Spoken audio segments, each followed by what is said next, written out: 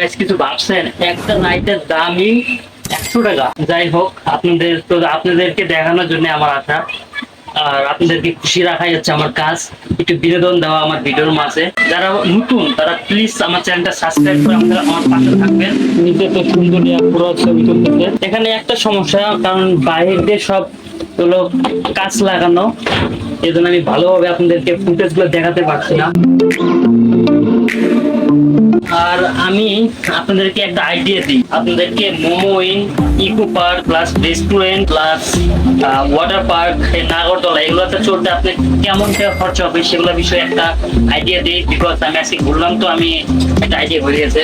So total খরচ মিলে আমার প্রায় 750 টাকার মতো খরচা হবে। খাওয়া দাওয়া এটা আলাদা, খাওয়া দাওয়া হিসাবটা আলাদা। তো 750 টাকা নিয়ে যদি আপনি আসতে পারেন, তাহলে আমার মনে হয় যে আপনি মোমো নিয়ে এসে অনেক ভালো কিছু দেখে যেতে পারেন।